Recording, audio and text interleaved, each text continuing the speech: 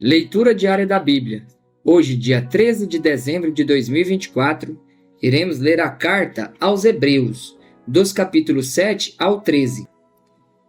Melquisedeque, tipo de Cristo, capítulo 7. Porque este Melquisedeque, rei de Salém, sacerdote do Deus Altíssimo, foi ao encontro de Abraão quando este voltava da matança dos reis, e o abençoou. Foi para ele que Abraão separou o dízimo de tudo. Primeiramente, o nome dele significa Rei da Justiça. Depois também é Rei de Salém, ou seja, Rei da Paz. Sem pai, sem mãe, sem genealogia, ele não teve princípio de dias nem fim de existência, mas feito semelhante ao Filho de Deus, permanece sacerdote para sempre. O sacerdote de Cristo é superior ao levítico. Vejam como era grande esse quem Abraão, o patriarca, pagou o dízimo tirado dos melhores despojos. Ora, os que dentre os filhos de Levi recebem o sacerdócio têm ordem, de acordo com a lei, de recolher os dízimos do povo, ou seja, dos seus irmãos, embora estes sejam descendentes de Abraão. Entretanto, aquele cuja genealogia não se inclui entre os filhos de Levi, recebeu dízimos de Abraão e abençoou aquele que havia recebido as promessas. Evidentemente, não há dúvida de que o inferior é abençoado pelo superior. Aliás, aqui os que recebem dízimos são homens mortais. Porém, ali o dízimo foi recebido por aquele de quem se testifica que vive. E por assim dizer, também Levi, que recebe dízimos, pagou-os na pessoa de Abraão, porque Levi, por assim dizer, já estava no corpo de seu pai Abraão, quando Melquisedeque foi ao encontro deste. O sacerdócio de Cristo é eterno. Portanto, se a perfeição fosse possível por meio do sacerdócio levítico, pois foi com base nele que o povo recebeu a lei, que necessidade haveria ainda de que se levantasse outro sacerdote segundo a ordem de Melquisedeque e não segundo a ordem de Arão? Pois quando se muda o sacerdócio, necessariamente muda também a lei.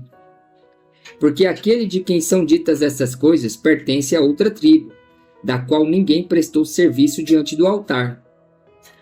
Pois é evidente que o nosso Senhor procedeu de Judá, tribo à qual Moisés nunca falou nada a respeito de sacerdócio. E este é ainda muito mais evidente quando, à semelhança de Melquisedeque, surge outro sacerdote, constituído não conforme a lei de mandamento carnal, mas segundo o poder da vida que não tem fim, porque dele se testifica: você é sacerdote para sempre, segundo a ordem de Melquisedeque. Portanto, por um lado se revoga a ordenança anterior, por causa de sua fraqueza e inutilidade, pois a lei nunca aperfeiçoou coisa alguma. E por outro lado, se introduz esperança superior pela qual nos chegamos a Deus. E isto não se deu sem juramento, porque os outros são feitos sacerdotes sem juramento, mas este foi feito sacerdote com juramento por aquele que lhe disse: o Senhor jurou e não se arrependerá. Você é sacerdote para sempre. Por isso mesmo, Jesus se tornou fiador de superior aliança. Ora, os outros são feitos sacerdotes em maior número, porque a morte os impede de continuar. Jesus, no entanto, porque continua para sempre, tem o seu sacerdócio imutável. Por isso também pode salvar totalmente os que por ele se aproximam de Deus, vivendo sempre para interceder por eles. Porque nos convinha um sumo sacerdote como este, santo, inculpável, sem mácula, separado dos pecadores e exaltado acima dos céus. Ora, os outros são feitos sacerdotes em maior número, porque a morte os impede de continuar. Jesus, no entanto, porque continua para sempre, tem o seu sacerdócio imutável. Por isso também pode salvar totalmente os que por ele se aproximam de Deus, vivendo sempre para interceder por eles. Porque nos convinha um sumo sacerdote como este, santo, inculpável, sem mácula, separado dos pecadores e exaltado acima dos céus. que não tem necessidade, como os outros sumos sacerdotes, de oferecer sacrifícios todos os dias, primeiro por seus próprios pecados, depois pelos do povo, porque fez isto uma vez por todas, quando a si mesmo ofereceu.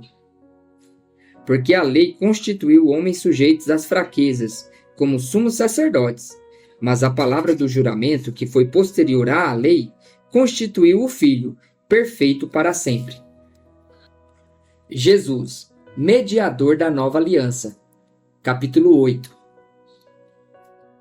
Ora, o essencial das coisas que estamos dizendo é que temos tal sumo sacerdote que se assentou à direita do trono da majestade nos céus, como ministro do santuário e do verdadeiro tabernáculo que o Senhor erigiu, e não o homem.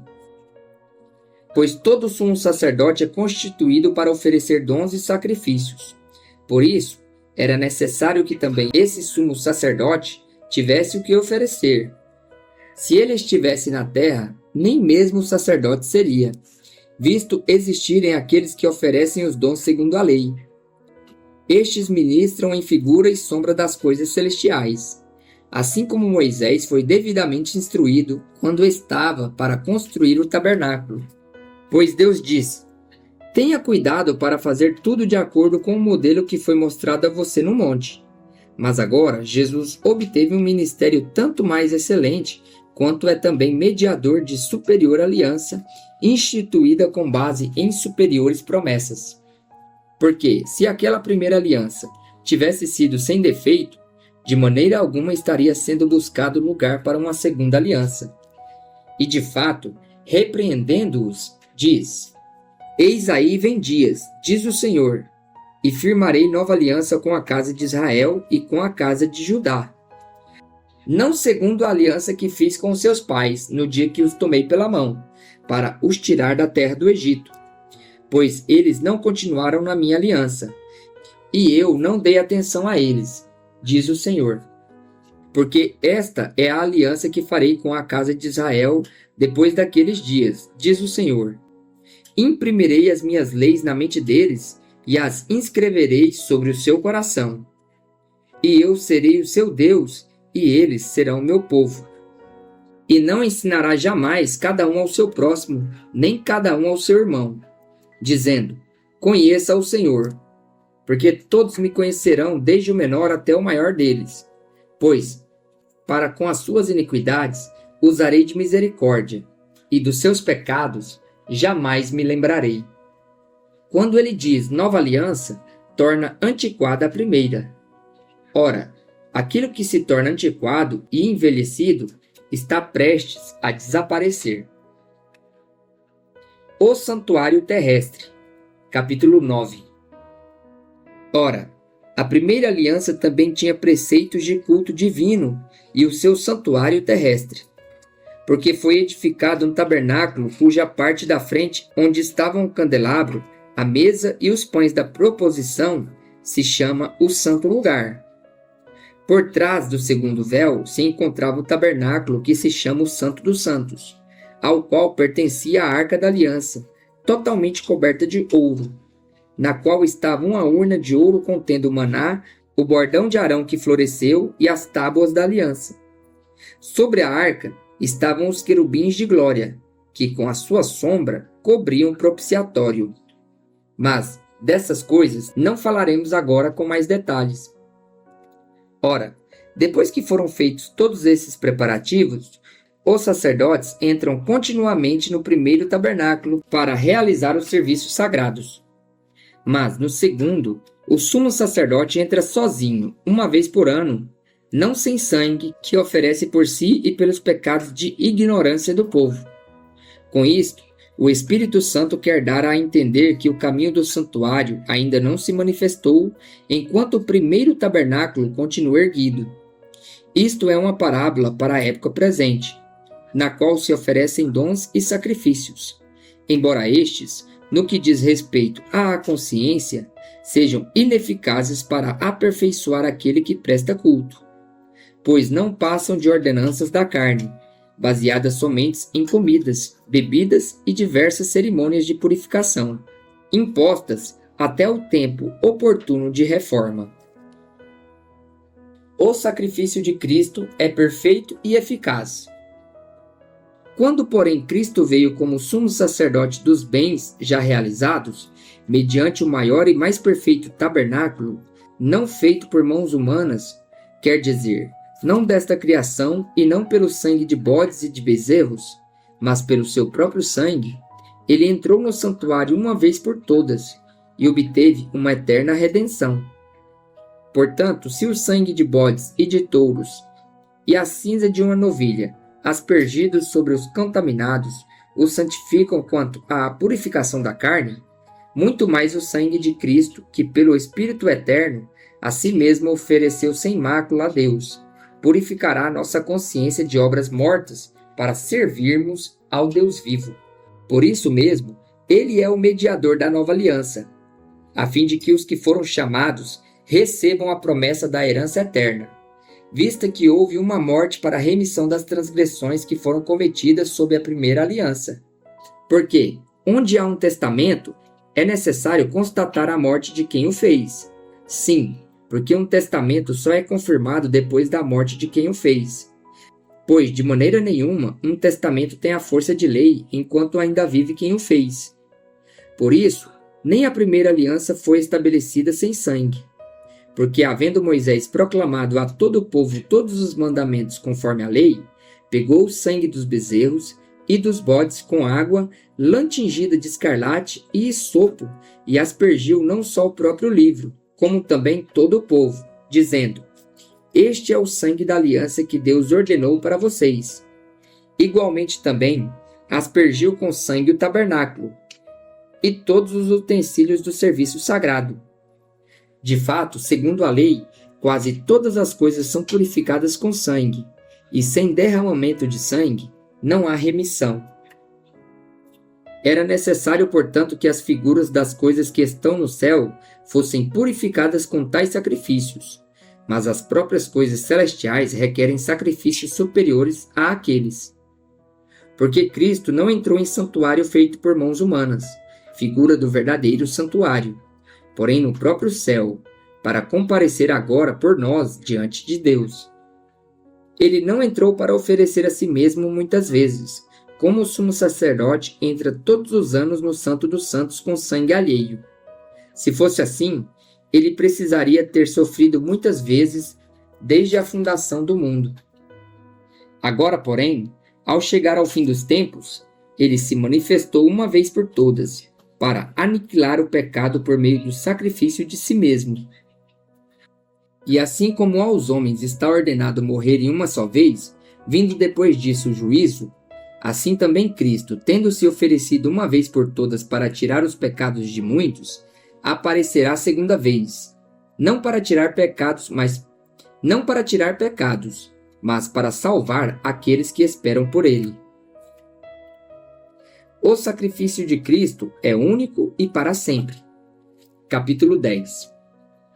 Ora, visto que a lei é apenas uma sombra dos bens vindouros, não a imagem real das coisas, nunca consegue aperfeiçoar aqueles que se aproximam de Deus com os mesmos sacrifícios que, ano após ano, continuamente eles oferecem. Se isto fosse possível, será que os sacrifícios não teriam deixado de ser oferecidos?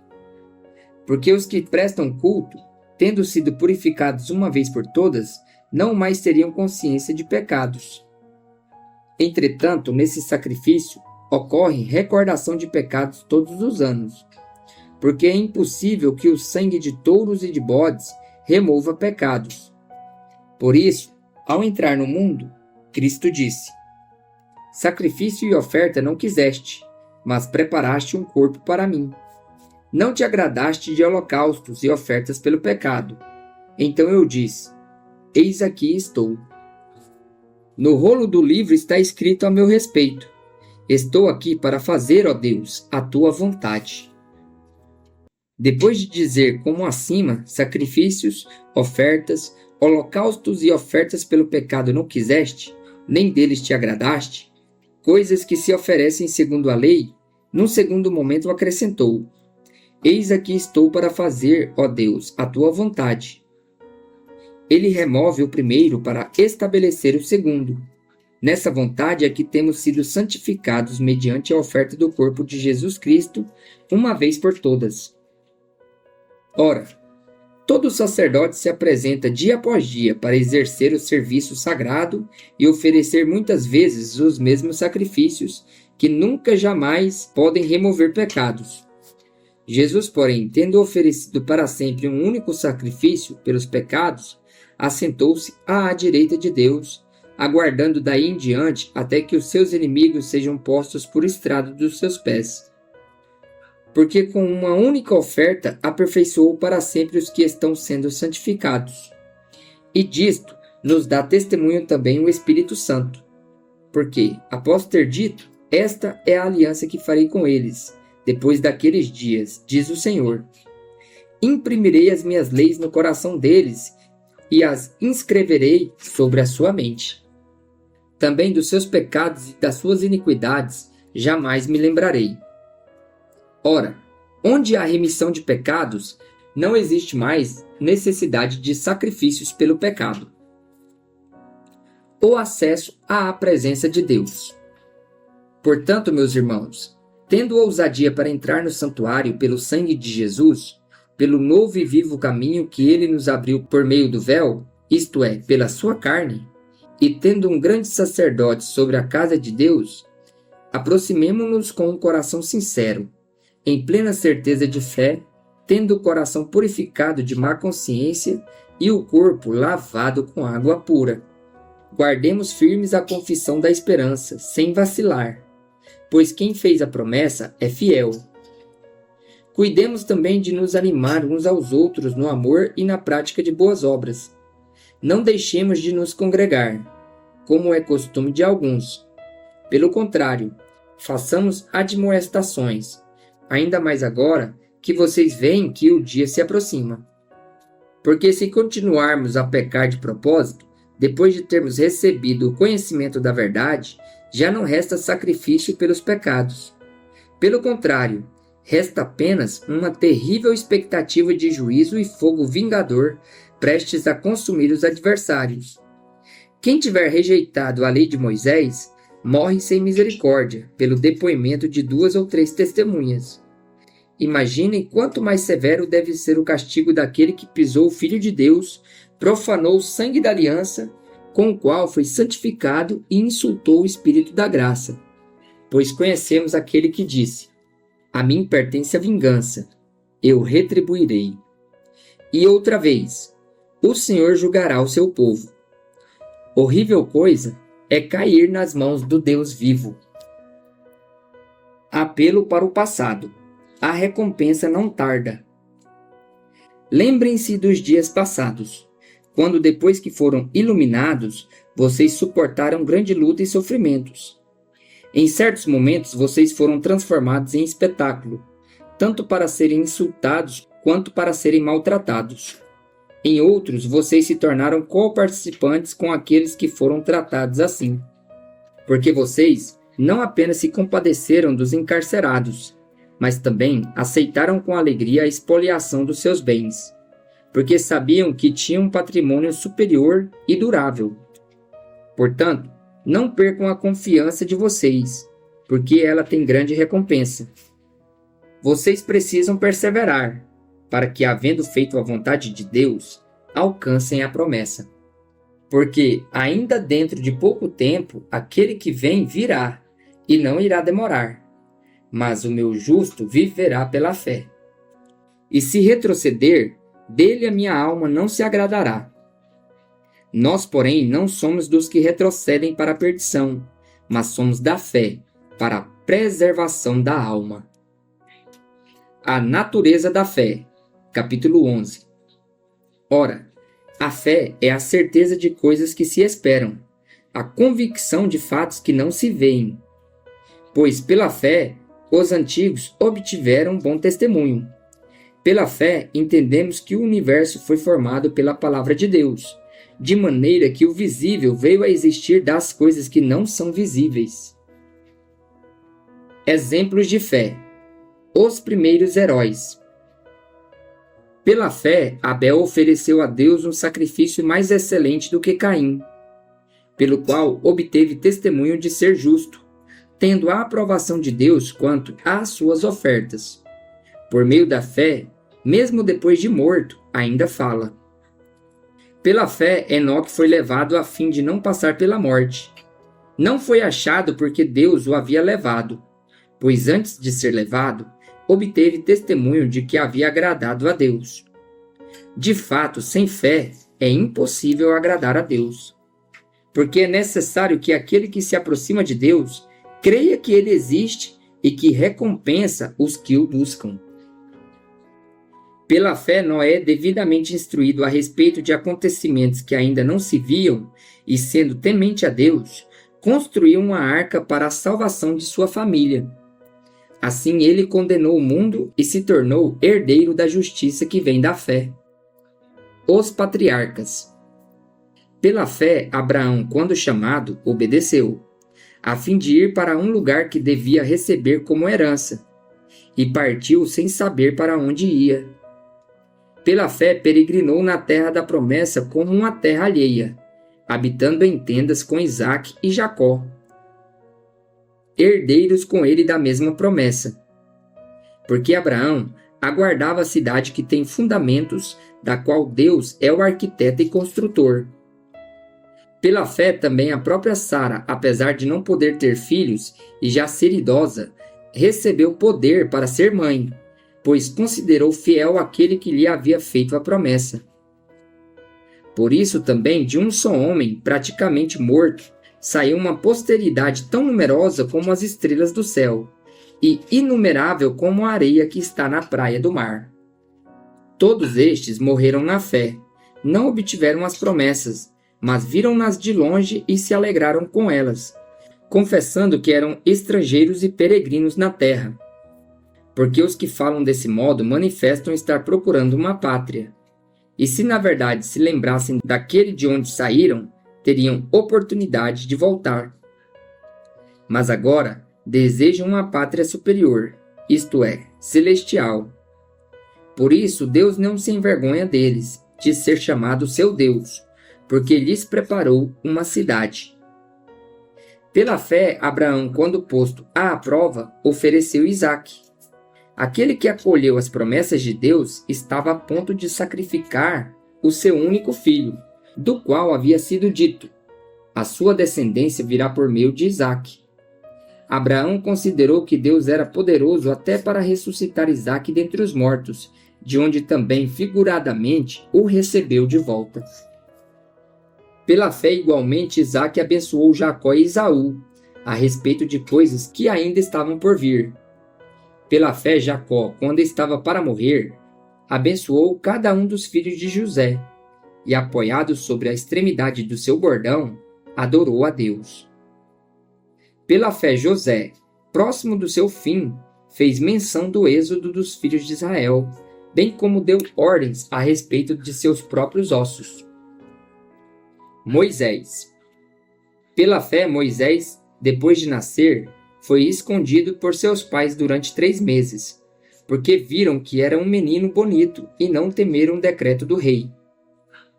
Pela fé, Moisés, sendo homem feito, recusou ser chamado filho da filha de Faraó, preferindo ser maltratado junto com o povo de Deus e usufruir prazeres transitórios do pecado. Ele entendeu que ser desprezado por causa de Cristo era uma riqueza maior do que os tesouros do Egito, porque completava a recompensa. Pela fé, Moisés abandonou o Egito, não ficando amedrontado com a ira do rei, pois permaneceu firme como quem vê aquele que é invisível. Pela fé, celebrou a Páscoa e o derramamento do sangue, para que o exterminador não tocasse nos primogênitos dos israelitas. Pela fé, os israelitas atravessaram o Mar Vermelho, como por terra seca. Quando os egípcios tentaram fazer o mesmo, foram engolidos pelo mar. Os israelitas em Canaã. Pela fé, ruíram as muralhas de Jericó depois de rodeadas por 7 dias. Pela fé, Raabe, a prostituta, não foi destruída com os desobedientes, porque acolheu os espias com paz. E que mais direi? Certamente me faltará o tempo necessário para falar de Gideão, de Baraque, de Sansão, de Jefté, de Davi, de Samuel e dos profetas, os quais por meio da fé conquistaram reinos, praticaram a justiça, obtiveram promessas, fecharam a boca de leões, extinguiram a violência do fogo, escaparam de ser mortos à espada, da fraqueza tiraram força, fizeram-se poderosos na guerra, puseram em fuga exércitos estrangeiros. Mulheres receberam pela ressurreição os seus mortos. Alguns foram torturados, não aceitando seu resgate, para obterem superior ressurreição. Outros, por sua vez, passaram pela prova de zombarias e açoites, sim, até o de algemas e prisões. Foram apedrejados, cerrados ao meio, mortos ao fio da espada. Andaram como peregrinos, vestidos de peles de ovelhas e de cabras. Passaram por necessidades, foram afligidos e maltratados. O mundo não era digno deles. Andaram errantes pelos desertos, pelos montes, pelas covas, pelos antros da terra. Todos estes, mesmo tendo obtido bom testemunho por meio da fé, não obtiveram a concretização da promessa, porque Deus tinha previsto algo melhor para nós, para que eles, sem nós, não fossem aperfeiçoados. Jesus, o autor e consumador da fé. Capítulo 12. Portanto, todos nós, visto que temos a rodear-nos tão grande nuvem de testemunhas, livremo-nos de todo o peso e do pecado que tão firmemente se apega a nós e corramos com perseverança a carreira que nos está proposta, olhando firmemente para o autor e consumador da fé, Jesus, o qual, em troca da alegria que lhe estava proposta, suportou a cruz sem se importar com a vergonha e agora está sentado à direita do trono de Deus. Portanto, pensem naquele que suportou tamanha opressão. pensem naquele que suportou tamanha oposição dos pecadores contra si mesmo, para que vocês não se cansem nem desanimem. A disciplina de Deus é para o nosso bem. Na luta contra o pecado, vocês ainda não resistiram até o sangue. E vocês se esqueceram da exortação que lhes é dirigida como a filhos. Filho meu, não despreze a correção que vem do Senhor, nem desanime quando você é repreendido por ele. Porque o Senhor corrige a quem ama e castiga todo filho a quem aceita. É para a disciplina que vocês perseveram. Deus os trata como filhos. E qual é o filho a quem o pai não corrige? Mas se estão sem essa correção, da qual todos se tornaram participantes, então vocês são bastardos e não filhos. Além disso, tínhamos os nossos pais humanos, que nos corrigiam, e nós os respeitávamos. Será que então não nos sujeitaremos muito mais ao Pai espiritual para vivermos? Pois eles nos corrigiam por pouco tempo, segundo melhor lhes parecia. Deus, porém, nos disciplina para o nosso próprio bem, a fim de sermos participantes da sua santidade. Na verdade, toda disciplina, ao ser aplicada, não parece ser motivo de alegria, mas de tristeza. Porém, mais tarde produz fruto pacífico aos que têm sido por ela exercitados, fruto de justiça. Por isso, levantem as mãos cansadas e fortaleçam os joelhos vacilantes. Façam caminhos retos para os seus pés, para que o manco não se desvie, mas seja curado. Firmes na graça de Deus. Procurem viver em paz com todos e busquem a santificação, sem a qual ninguém verá o Senhor. Cuidem para que ninguém fique afastado da graça de Deus, e que nenhuma raiz de amargura brotando cause perturbação, e por meio dela muitos sejam contaminados. E cuidem para que não haja nenhum impuro ou profano, como foi Esaú, o qual, por um prato de comida, vendeu o seu direito de primogenitura. Vocês sabem também que, posteriormente, querendo herdar a bênção, foi rejeitado, pois não achou lugar de arrependimento, embora com lágrimas o tivesse buscado. Ora, vocês não chegaram ao fogo palpável e aceso, à escuridão, às trevas, à tempestade, ao toque da trombeta e ao som de palavras tais, que aqueles que ouviram isso pediram que lhes fosse dito mais nada, pois já não suportavam o que lhes era ordenado. Até um animal, se tocar o monte, será apedrejado. Na verdade, o espetáculo era tão horrível que Moisés disse: Estou apavorado e trêmulo. Pelo contrário, vocês chegaram ao Monte Sião e à cidade do Deus vivo, a Jerusalém celestial e a milhares de anjos.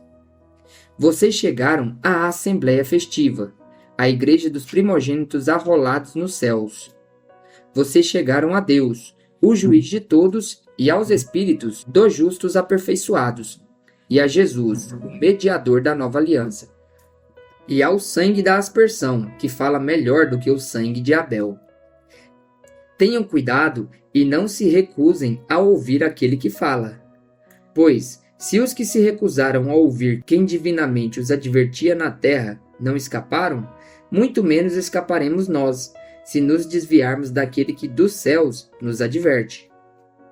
Naquele tempo, a voz dele abalou a terra, mas agora ele promete, dizendo: Mais uma vez eu farei tremer não só a terra, mas também o céu.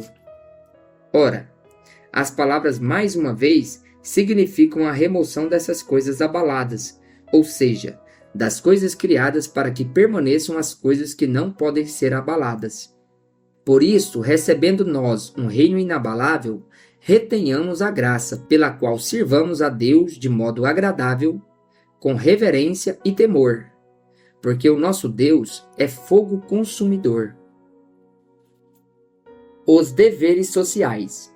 Capítulo 13. Seja constante o amor fraternal. Não se esqueçam da hospitalidade, pois alguns, praticando-a sem o saber, acolheram anjos. Lembrem-se dos presos, como se estivessem na cadeia com eles, dos que sofrem maus tratos, como se vocês mesmos fossem os maltratados. Digno de honra entre todos seja o matrimônio, bem como o leito conjugal sem mácula, porque Deus julgará os impuros e os adúlteros. Que a vida de vocês seja isenta de avareza.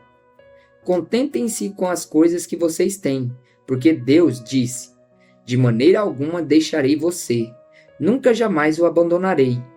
Assim, afirmemos confiantemente: O Senhor é o meu auxílio. Não temerei. O que é que alguém pode me fazer? Os deveres espirituais. Lembrem-se dos seus líderes, os quais pregaram a palavra de Deus a vocês. E considerando atentamente o fim da vida deles, imitem a fé que tiveram. Jesus Cristo é o mesmo ontem, hoje e para sempre. Não se deixem levar por doutrinas diferentes e estranhas, porque o que vale é ter o coração confirmado com a graça e não com alimentos, que nunca trouxeram proveito aos que se preocupam com isso. Temos um altar do qual os que ministram no tabernáculo não têm o direito de comer, pois aqueles animais cujo sangue é trazido pelo sumo sacerdote para dentro do Santo dos Santos, como sacrifício pelo pecado, têm o corpo queimado fora do acampamento. Por isso também Jesus, para santificar o povo, pelo seu próprio sangue sofreu fora da cidade. Saiamos, pois, a ele, fora do acampamento, levando a mesma desonra que ele suportou. De fato, não temos aqui cidade permanente, mas buscamos a que há de vir. Por meio de Jesus, pois ofereçamos a Deus sempre sacrifício de louvor, que é o fruto de lábios que confessam o seu nome.